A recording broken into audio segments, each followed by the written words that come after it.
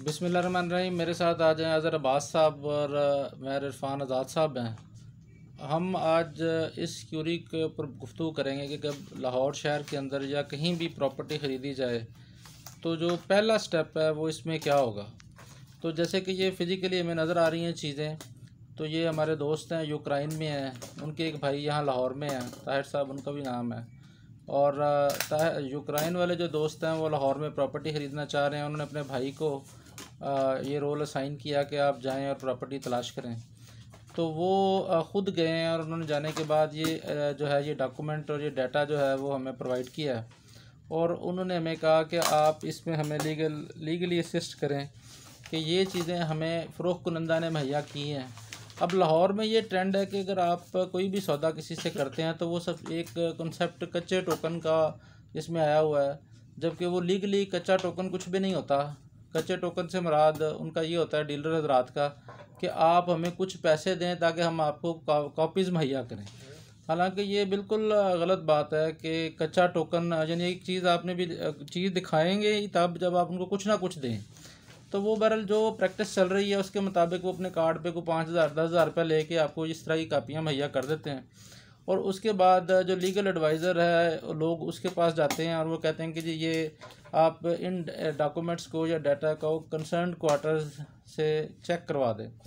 तो अभी आपके सामने ये अज़हर अब्बास साहब उनके दिए गए जो डाटा है डॉक्यूमेंट्स हैं उनको लाइन अप कर रहे हैं। तो हम इनकी तरफ चलते हैं, उनसे बात करते हैं कि आप इसमें क्या करेंगे, ये कहाँ से कागज़ आए, ये क्या चीज़ें उन्होंने मुहैया की हैं, आपको क्या नज़र आ रहा है इसमें अज़हर साहब। जी सर, बहुत शुक्रिया आपने आज टाइम दिया और ये डॉक्यूमेंट की वेरिफिकेशन के लिए। बेसिकली वो जो लोग आए हैं हमारे पास, जो आपके दोस्त हैं, उन्होंने कहा जी क्या ये हम प्रॉपर्टी ख़रीदना चाह रहे हैं, तो आप इसकी वेरीफाई करके बताएं कि ये प्रॉपर्टी में कोई कोर्ट केस तो नहीं है या कोई प्रॉब्लम तो नहीं है। तो आज हम जिस मौजू पे बात कर रहे हैं कि हम जब अगर कोई प्रॉपर्टी होती है पटवार खाने की किसी भी जगह की, तो हमने उनसे जो चीज़ें डिमांड करनी होती है, एक उसकी रजिस्ट्री की कॉपी जो उस बंदे का नाम टाइटल है, और दूसरा जो म्यूटेशन जिसे हम इंतकाल भी कहते हैं उसकी कॉपी। जब ये दो चीज़ें हमारे पास आ जाती हैं तो हमने दो मुख्तलिफ जगह जाके टच करना होता है प्रॉपर्टी चेक करने के लिए इन दोनों के बेस पे। और भी जगह होती है, एक्साइज डिपार्टमेंट भी होता है, डिपेंड अपॉन के जगह किस जगह पे आपकी। अब ये जो रजिस्ट्री आई है ये हमारे पास आई है, ये है प्रॉपर्टी है मौज़ा मिस्री शाह में है, हाथ बस मौज़ा बेला बस्ती है।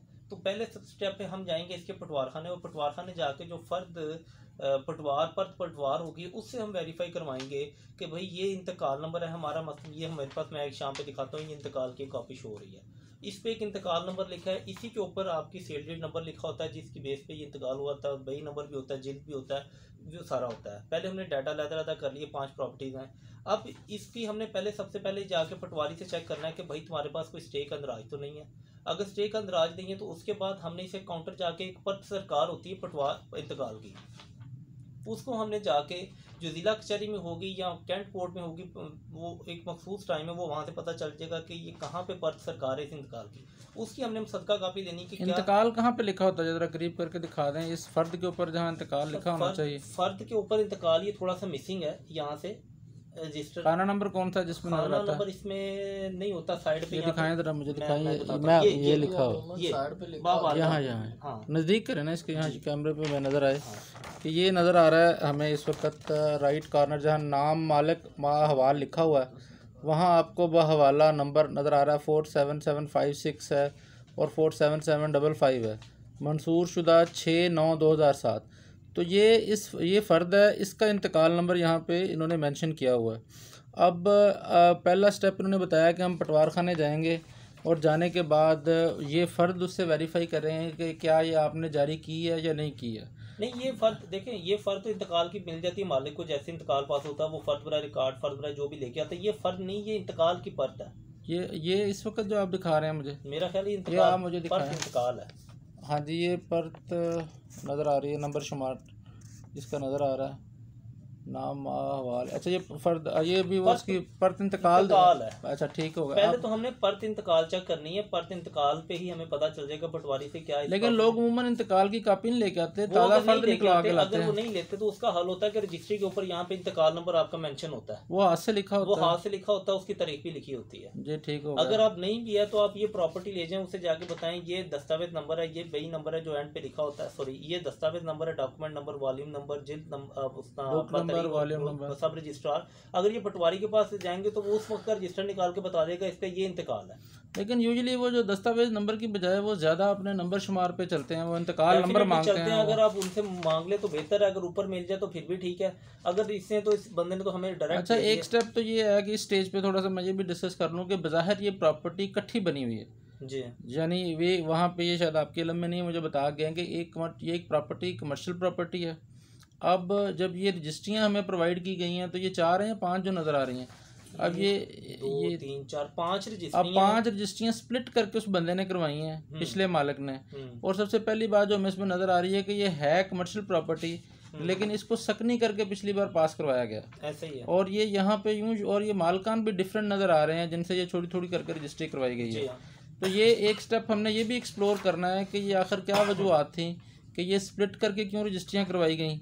और बादियों नज़र में अब ये जो ख़रीद कुनिंदा है उसके ज़हन में ये बात थी कि जी मैं इनको कुछ पैसे दूंगा और जितने पैसे दूंगा उतने की रजिस्ट्री मैं साथ में ही करवा लूंगा। मैं बताता हूँ स्प्लिट क्यों गई। ये बेसिकली ये एक बंदे की डेथ हुई है और आगे उसका जो बच्चे थे और उनकी जो बेवा थी और उनके नाम पे ये इंतकाल पास हो गए, इस वजह से हर एक से इंडिपेंडेंट रजिस्ट्री करवाई गई है। ये इकट्ठी भी हो सकती थी ना, इकट्ठी भी हो सकती थी लेकिन वो रेट वगैरह ज़्यादा उसकी वजह से भी कम हो सकता है। अच्छा हम वापस आते हैं कि ये इंतकाल की परत आपने वहाँ से भी चेक करनी है, पटवारी से फिजिकली जाके चेक करनी है, और इसकी मुसद्दका कापी भी निकलवानी है जो जिला कचहरी या जहाँ भी टाउन में होगी, वो डिपेंड करता है कि किस स्टेट का इंतकाल पास है, वो वहाँ इंतकाल अलहदा से हमें मुतल्लिका ब्रांच से एक नकल फॉर्म देके मिल जाता है, पर सरकार की मुसद्दका कापी मिल जाती है, पे रहती है। वो तो मुझे पता है, लेकिन मैं बात कर रहा हूँ कि परत सरकार की मुसद्दका कापी एक हम कम से कम अपने क्लाइंट के लिए अटेस्टेड निकलवा सकते हैं वैलिड वेरिफिकेशन के लिए। नंबर 2 थोड़ा सा मैं ये ऐड कर दूं कि भी अब कनाइमस अगर पटवारी की शामिल है फ़र्द देने में,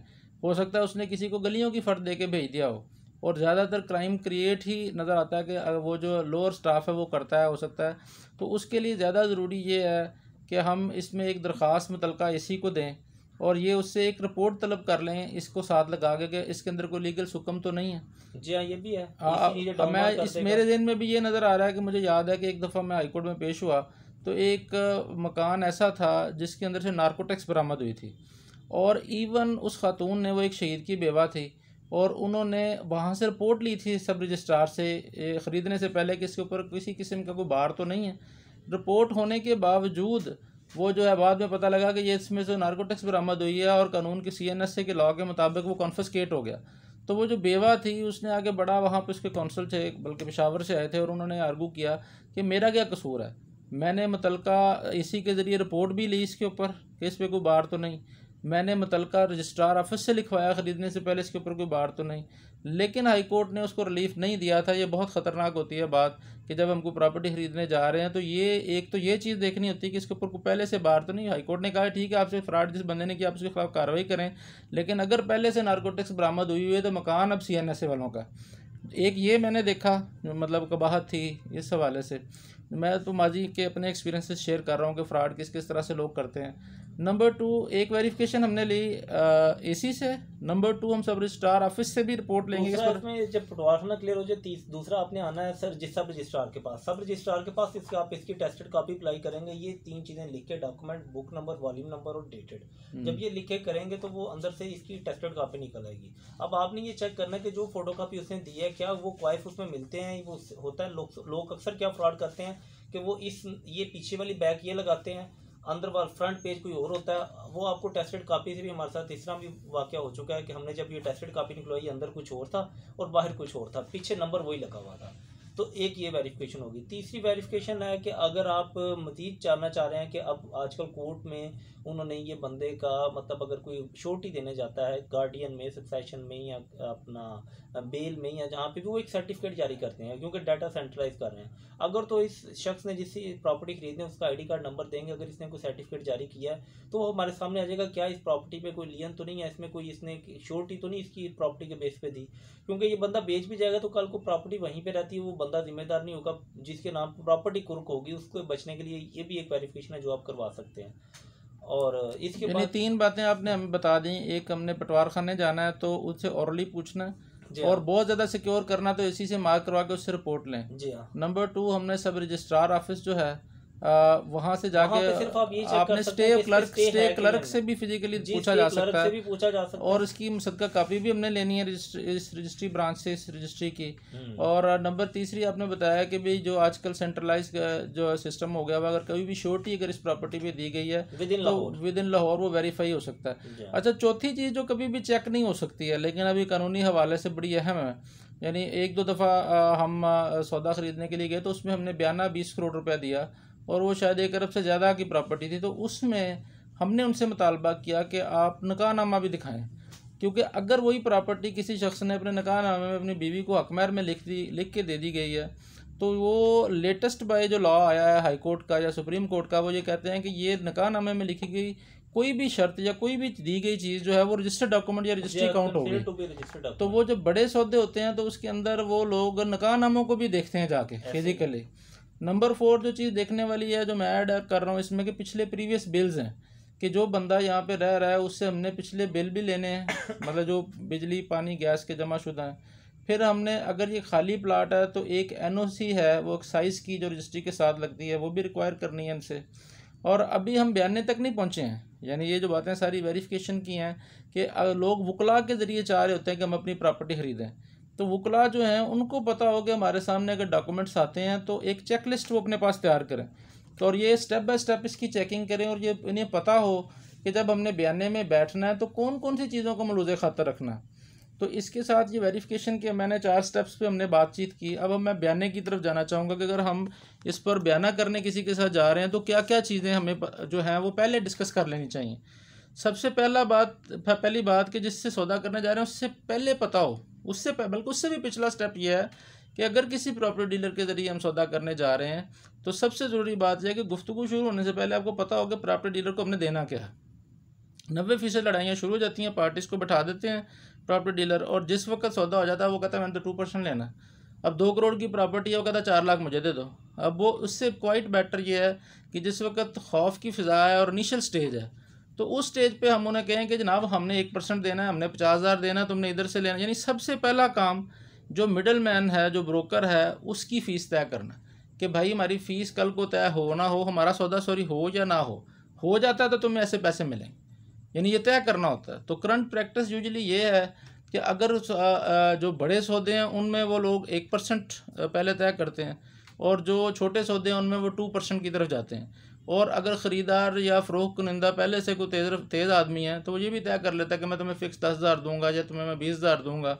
और ये भी उनसे तय करते हैं कि अगर आप हमें पार्टी के साथ बिठाएंगे तो हम आपको आपका कमीशन देंगे। अगर किसी स्टेज पे भी ये साबित हो गया कि आपने इसके साथ हमें चीट किया है और आपने इसमें मार्जिन रखा है तो हम आपको कमीशन नहीं देंगे बल्कि आपको मार्जिन भी आपसे निकलवाएंगे।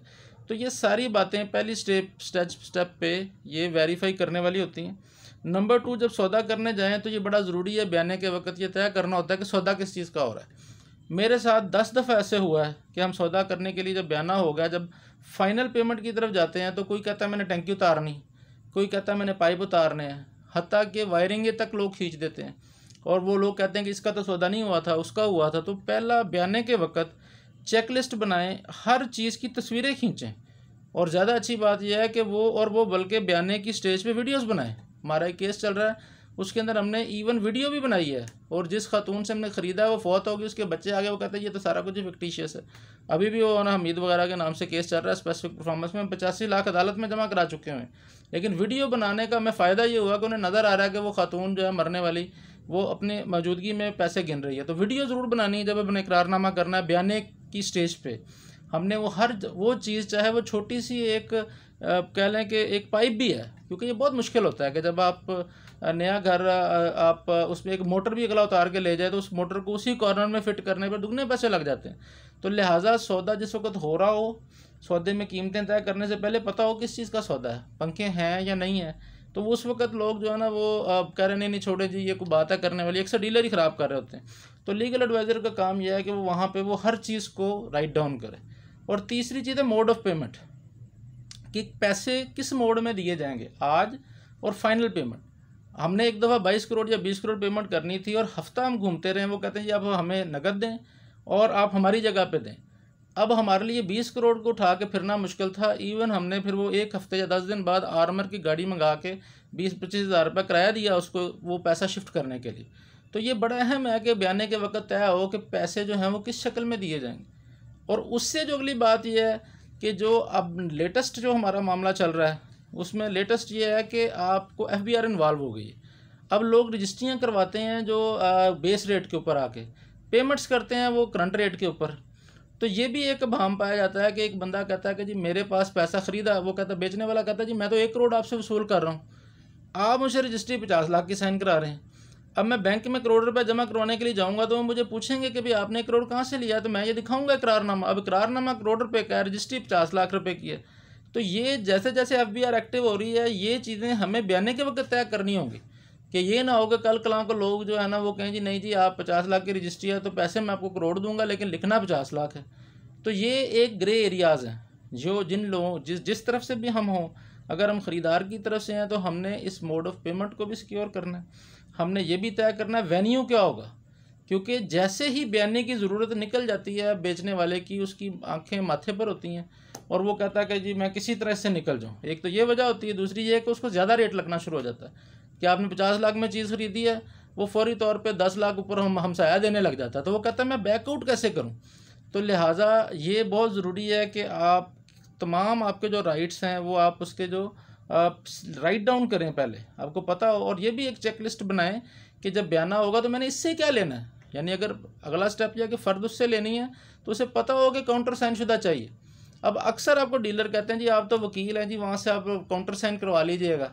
अब एक दफ़ा हमने फ़र्द ले ली लेकिन वो काउंटर साइन करने वाला जो नायब तहसीलदार था वो कहे जी असल बंदा है, असल तो पैसे लेके चला गया। तो हमें क्या ज़रूरत है वो अपनी जिम्मेदारी लें। तो हम पहले तय करें कि भाई ये चीज़ हमें आपने जिस वक्त फ़ाइनल पेमेंट होनी है तो फ़र्द आपने जो है वो काउंटर साइन शुदा आपने मुहैया करनी है। और जो कागजात हैं रजिस्ट्री के जिनके ऊपर साइन अंगूठे करवाने हैं उसकी परमिशन करवानी है, ये ख़रीदार की ज़िम्मेदारी है।